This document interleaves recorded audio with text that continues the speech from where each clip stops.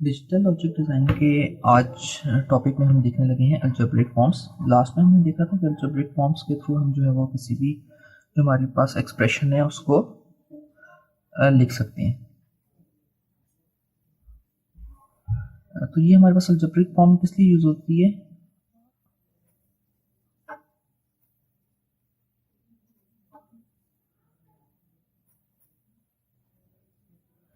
कि हमारे पास एक वे है हम किसी भी जो फंक्शन है उसको रिप्रेजेंट करने का। तो अलजेब्रिक फॉर्म्स के अंदर हमारे पास सबसे पहले आ जाती है सम ऑफ प्रोडक्ट्स, और नेक्स्ट हमारे पास आ जाती है product of sum of products को जो हम इसकी शॉर्ट एब्रीविएशन लिखते हैं वो एसओपी लिखते हैं, और जो प्रोडक्ट ऑफ सम की हम एब्रीविएशन कहते हैं उसे पीओएस कहते हैं। तो अब हम जो है वो सम ऑफ प्रोडक्ट्स आज के लेक्चर में देखेंगे कि सम ऑफ प्रोडक्ट्स क्या होता है, और इसके थ्रू हम जो है वो किसी भी अपनी अलजेब्रिक जो फंक्शन है उसको कैसे रिप्रेजेंट करेंगे in algebraic forms by using sum of products. तो सबसे पहले हम लिख लेते हैं सम ऑफ प्रोडक्ट्स।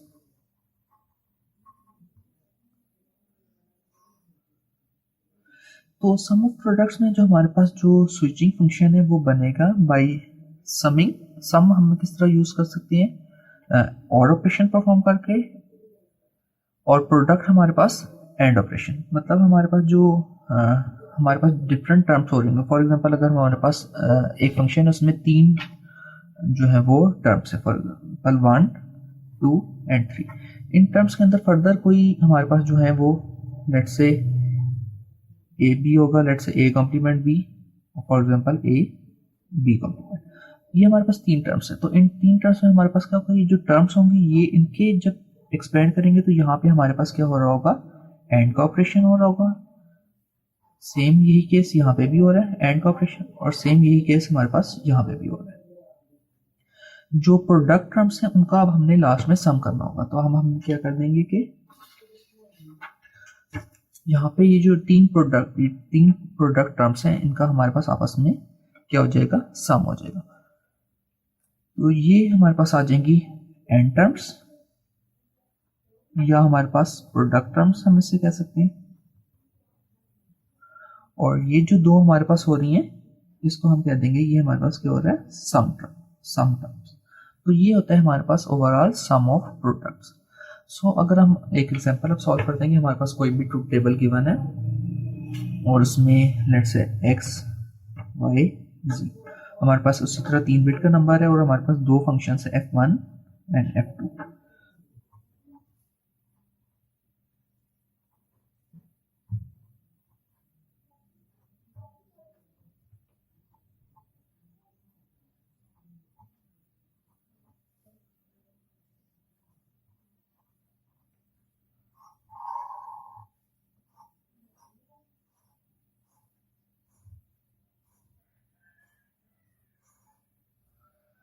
ये हमारे पास जो है वो दो फंक्शंस फॉर एग्जांपल गिवन है।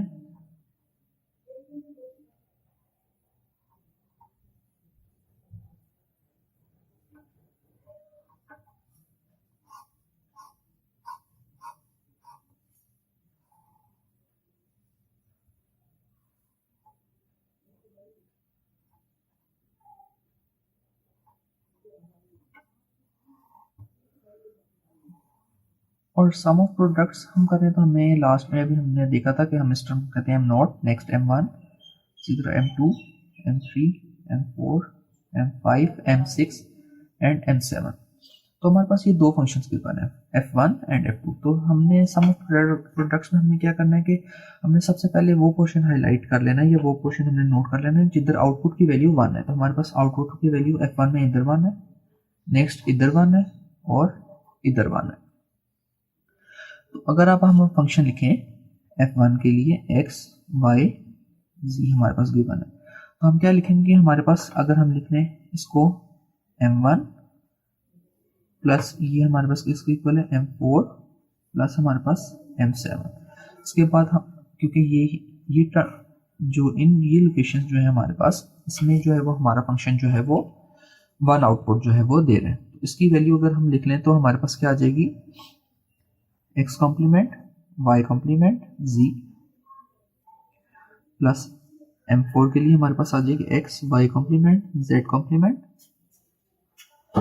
और M7 के लिए हमारे पास आ जाएगी plus x Y and Z. इसी तरह अगर हम F2 के लिए फंक्शन लिखें अपना एक्स वाई जेड, तो हमारे पास कहाँ कहाँ पे सबसे पहले हमने देखना है कि वो जो 1 है वहाँ कहाँ पे, तो इन 5 लोकेशंस पे हमारे पास जो है वो 1 आ रहा है। तो इसके लिए हमारे पास आ जाएगी सबसे पहले X Y X dash Y dash Z plus इस वाले के लिए हमारे पास आ जाएगी X dash Y Z, next इस वाले के लिए हमारे पास आ जाएगी एक्स वाई डैश जेड, इसके लिए आ जाएगी एक्स वाई जेड डैश, और नेक्स्ट इसके लिए आ जाएगी प्लस एक्स वाई जेड। तो ये हमारे पास जो है वो रिप्रेजेंटेशन हो जाएगी सम ऑफ प्रोडक्ट्स की, किसके लिए, किसी भी एक फंक्शन जो हमारे पास दो गिवन थे उनके लिए।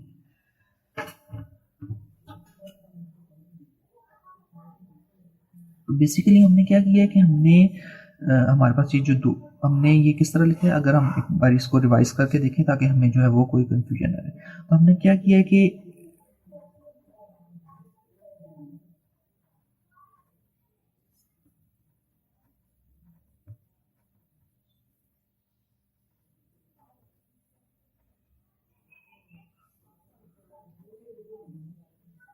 हमने क्या किया, एंडेड प्रोडक्ट किया, ये जो टर्म में हमने एंडेड प्रोडक्ट किया किसका, फॉर विच आउटपुट इज 2, जहां पे आउटपुट 2 थी वहां पे जो हमारे पास इनपुट्स थी, हमारे पास इनपुट्स कौन कौन सी है, एक्स वाई एंड जी, वो इनपुट्स थी उसको हमने क्या किया है कि उनका एंडेड किया है, ये हमने एंड ऑपरेशन परफॉर्म किया।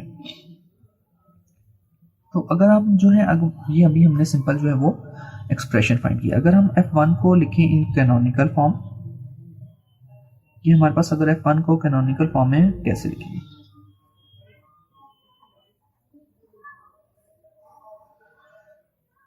तो हमारे पास क्या होगा F1 एक्स वाई जी, जो सम ऑफ प्रोडक्ट्स है उसके लिए हमारे पास सम का साइन आएगा, देन स्मॉल m आएगा हमारे पास, और हमारे पास ये लोकेशन है 1, ये है 4 और ये है 7, तो हम लिख लेंगे 1 4 7।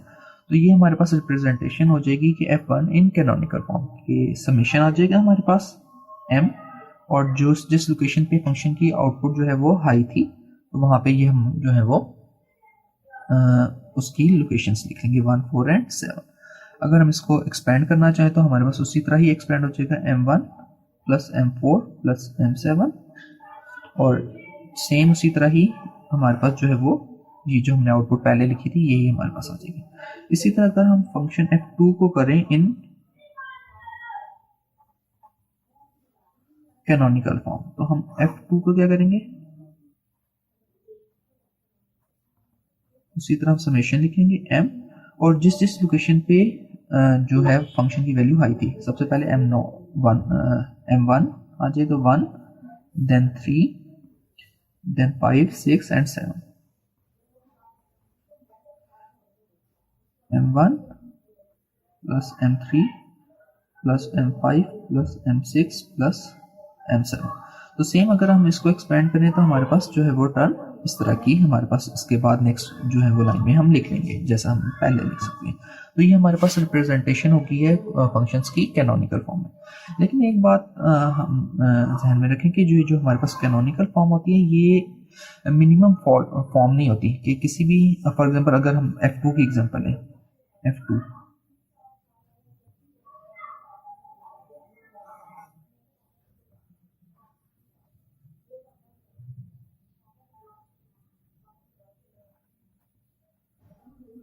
कि जो F2 है हमारे पास अगर कैनोनिकल फॉर्म में वो हम मिनिमम फॉर्म उसको नहीं सकते, is not equal to minimum form लिखा है कि हमारे पास ये मिनिमल नहीं है, क्योंकि अगर हमने F2 जो कैनोनिकल में हमने रिप्रेजेंट की हुई अगर हमने उसको मिनिमल करवाना होगा तो हमारे पास जो लास्ट हमने थ्योरम्स एंड पोस्टुलेट्स देखे हुए हैं हमने उनको यूज करते हुए इसको मिनिमल बनाना होगा। फॉर एग्जाम्पल F2 को ही हम जो है वो मिनिमल फॉर्म में लेके आते हैं, तो उसको हम कैसे ला सकते हैं, सबसे पहले हम F2 जो हमारे पास गिवन है वो लिख लेते हैं, x dash y dash z plus x dash Y z plus x y dash Z plus x y z dash plus x y Z. Next step हम क्या करते हैं कि हम जो है वो अपनी टर्म्स को अरेंज करके लिख लेते हैं। यहाँ पे हम देखें हमारे पास z है, यहाँ भी हमारे पास z है, यहाँ भी z है और यहाँ भी z है, तो हम इस वाली टर्म को साइड पे लिख लेते हैं ताकि हम हमारे पास जो है वो z कॉमन ले सके।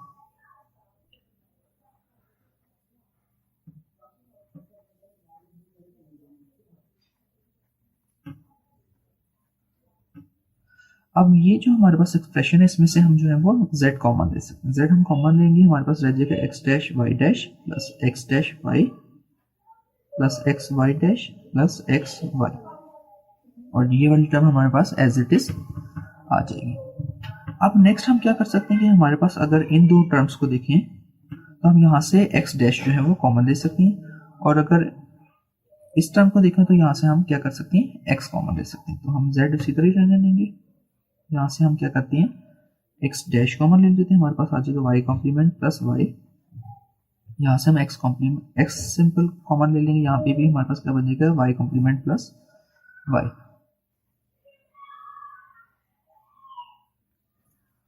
अब हमें पता है कि जो y कॉम्प्लीमेंट प्लस y, ये जो दोनों टर्म्स आ रही है हमारे पास किसके इक्वल होती हैं, 1 के इक्वल होती हैं, क्योंकि हमने जो है वो थ्योरम्स और पोस्टुलेट्स हम लास्ट लेक्चर में जो है वो देख चुके हैं। तो हमारे पास आ जाएगा x कॉम्प्लीमेंट प्लस x और ये होल प्लस हमारे पास आ रहा है एक्स वाई जेड कॉम्प्लीमेंट के। इसके बाद अगर हम देखें तो हमारे पास ये बच जाता है z x complement plus x, तो सेम ये भी x कॉम्प्लीमेंट प्लस x जो है वो हमारे पास जो है वो क्या हो जाएगा 1 के इक्वल हो जाएगा। तो हमारे पास एक्सप्रेशन लास्ट में बन जाएगी z plus x y z. तो अब ये जो एक्सप्रेशन है ये हमारे पास किस में आ गई है, मिनिमल फॉर्म में। अगर हम ये वाली एक्सप्रेशन देखें तो हमारे पास इसमें एंड ऑपरेशन के लिए यहाँ पे ग्रेड यूज होने थे, यहाँ पे यूज होने थे, देन यहाँ आप उससे कंपैरिजन करें इन दोनों एक्सप्रेशंस का, तो हमारे पास यहाँ बहुत कम नंबर ऑफ गेट्स है। अगर हम यहीं पे देखें तो हमारे पास एक और गेट यहाँ पे यूज होना था, एक यहाँ पे, और अब यहाँ पे हम देखें तो हमारे पास सिर्फ एक ही और गेट यूज हो रहा है। तो हमने अपनी एक्सप्रेशन को जो है वो सबसे पहले रिप्रेजेंट किया, अपनी कोई भी ट्रूथ टेबल से हमने कैनोनिकल फॉर्म में लिखे, वहां से हमने अलजेब्रिक फॉर्म लिखी है सब, उसके बाद और देन उसके बाद हमने जो है वो उस एक्सप्रेशन को मिनिमल फॉर्म में लिखी है। अगर हम एक और एग्जाम्पल फॉर एग्जाम्पल सॉल्व कर लें ताकि हमें जो कॉन्सेप्ट है वो क्लियर हो जाए।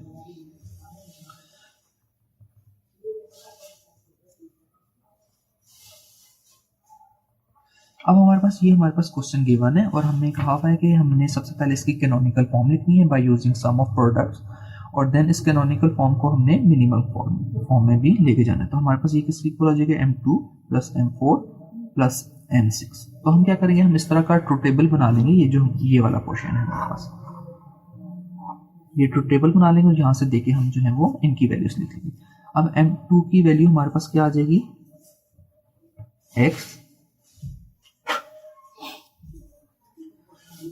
एक्स वाई एंड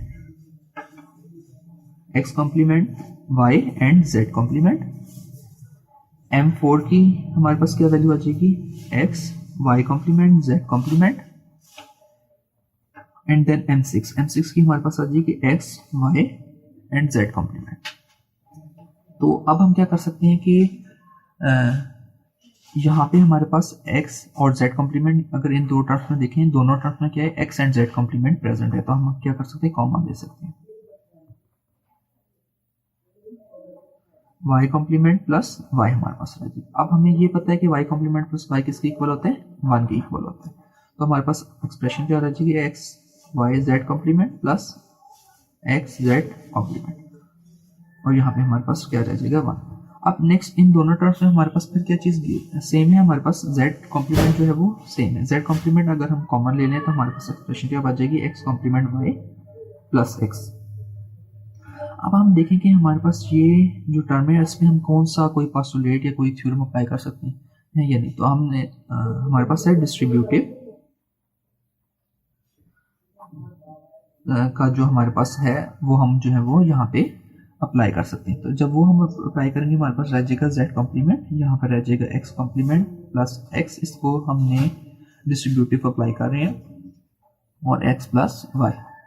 अब इसी फिर x कॉम्प्लीमेंट प्लस x जो है वो हमारे पास किसके इक्वल होता है, 1 के इक्वल होता है। तो हमारे पास एक्सप्रेशन रह जाएगी z कॉम्प्लीमेंट, यहाँ पे हमारे पास रह जाएगा 1, और ये हमारे पास हो रहा है x plus Y.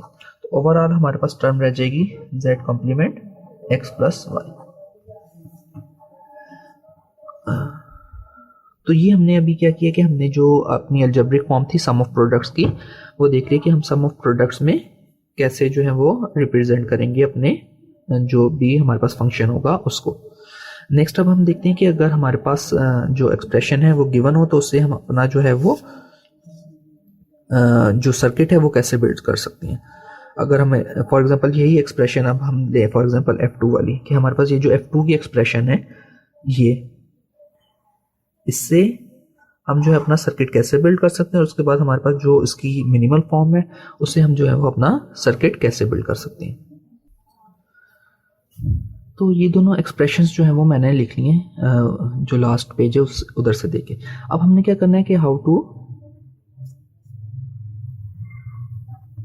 Build a circuit, कि हमने इन दोनों से एक्सप्रेशन से सर्किट कैसे बिल्ड करना है। तो फर्स्ट वाली अगर हम एक्सप्रेशन लें फॉर एग्जांपल SOP जो सम ऑफ प्रोडक्ट्स की हमने लिखी थी, तो उधर से हमारा सर्किट कैसे बिल्ड होगा कि हमने देखना है कि हमारे पास ये इधर एक एंड गेट यूज होगा, एक इधर एंड गेट यूज होगा, एक इधर, ये हमारे पास एंड गेट यूज होंगे।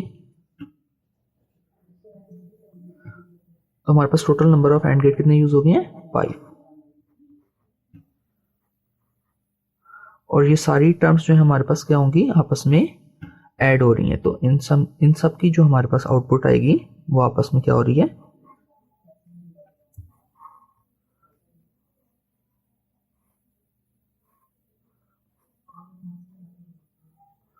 यहां से हमारा फंक्शन। अब इसके में जो है वो 3 इनपुट्स हैं। पहली इनपुट्स में हमारे पास आ जाएगा x dash y dash z, then next 3 inputs में हमारे पास आ जाएगा x dash y z dash, ये वाली।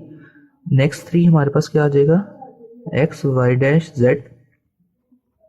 उसके बाद नेक्स्ट हमारे पास आ जाएगा x y z डैश, और लास्ट में हमारे पास क्या आ जाएगा x y z। ये हमने जो सर्किट अपना बिल्ड किया है सम ऑफ प्रोडक्ट से बिल्ड किया है। इसमें हमारे पास जो है वो ये जो हमारी सारी टर्म्स हैं ये सारी हमारे पास क्या होंगी, एंड होंगी हमारे पास एंड गेट के थ्रू, और देन ये सारी जो है हमारे पास सम हो रही है और गेट के थ्रू। अब इसी के अगर हम ऑपोजिट जो है वो F2 को हम मिनिमल फॉर्म से बनाएं, मिनिमल फॉर्म जो हमने कैलकुलेट की थी उससे F2 बनाए, तो हमारे पास क्या हो जाएगा, हमारे पास ये टर्म मल्टीप्लाई हो रही है, एक एंड गेट लगेगा, इसमें क्या इनपुट्स आ जाएंगी x y z डैश, और ये प्लस हो रही है हमारे पास किसके साथ, z टर्म के साथ। तो यहां से हमारा फंक्शन निकल रहा है F2 एंड F2। हम देखेंगे ये सर्किट जो है वो कितना बड़ा है और ये सर्किट हमारे पास जो है वो कितना छोटा है। तो हमारे पास यहाँ पे नंबर ऑफ डिलेज भी कम हो गए, नंबर ऑफ गेट्स भी कम हो गए, तो हमारे पास जो है वो ओवरऑल सर्किट की जो है वो परफॉर्मेंस अच्छी हो जाएगी। लेकिन अगर हम यहाँ से जो आउटपुट कैलकुलेट करेंगे और जो आउटपुट हम यहाँ से कैलकुलेट करेंगे वो दोनों आउटपुट हमारे पास जो है वो क्या सेम होंगी। उम्मीद है आपको ये सम ऑफ प्रोडक्ट्स जो है वो अच्छे से समझ आ गया होगा और इसके कॉन्सेप्ट आपको सारे क्लियर हो गए होंगे। फिर भी अगर आपका कोई भी क्वेश्चन या कोई कन्फ्यूजन हो तो आप मुझे कमेंट सेक्शन में ड्रॉप कर सकते हैं। Thank you.